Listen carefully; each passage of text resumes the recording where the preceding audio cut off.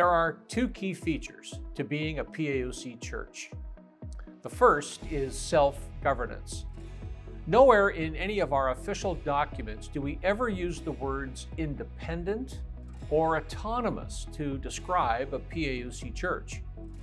Rather, a PAOC church is self-governing, with the inherent right to sovereignty in the conduct of its own affairs. The second feature is the commitment to being in affiliation with other PAOC churches. Being in affiliation means that churches commit to make disciples, worship the Lord, and provide fellowship to other believers, all in alignment with the PAOC's mission, vision, and values, and doctrinal and lifestyle standards for leadership. PAOC churches are self-governing and yet in affiliation with each other. They are sovereign in the conduct of their own affairs and yet commit voluntarily to being cooperative. A PAOC church also has the right to govern itself, develop policies and procedures to guide its own operations, and it has the right to own its own property. There are many values to being an affiliated church, but let me share just 4 of them with you. Value number 1, a commitment to doctrinal, moral, and ethical alignment.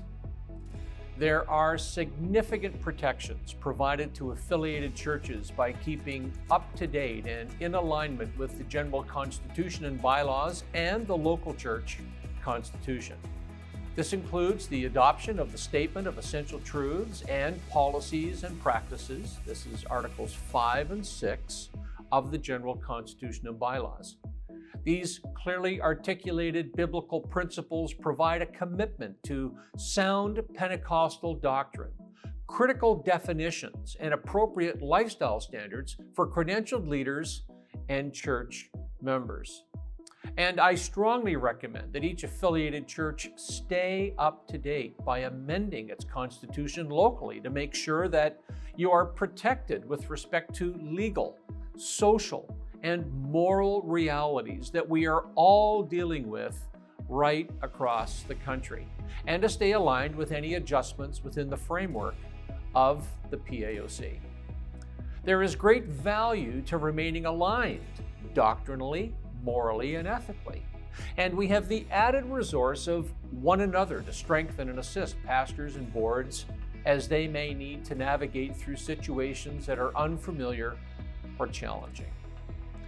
This leads us to a second value, the value of the credentialing of the lead pastor. An affiliated church must have a lead pastor that holds an active credential with the PAOC. This ensures the pastor's personal accountability and their personal alignment with respect to doctrine and appropriate lifestyle standards. While no leader is perfect, credentials ensure credibility. They ensure an appropriate level of accredited education and spiritual formation are in place in the leader's life. And they ensure that the pastor has voluntarily agreed to be submitted to our disciplinary and restorative processes should there ever be any serious violation that could threaten the health and vitality of a church. Value number 3, a resource for the resolution of difficulties. A PAOC church has the right to appeal to their district superintendent for help should there ever be need for counsel or coaching or perhaps a problem or difficulty that just can't be resolved locally. District superintendents or their representatives are readily available to care for, serve, assist, and even mediate challenges. This helps to safeguard the unity and integrity of a congregation from things that might otherwise threaten to divide a church. And value number 4, the potential to have property held in trust by the PAOC. The executive officers may serve as the trustees for property that is owned by a PAOC church. This provision is at times misunderstood, but simply put, the declaration of trust that we have used for decades allows self-governing churches, which have the right to own their own property, to place that property in trust with the PAOC for safekeeping.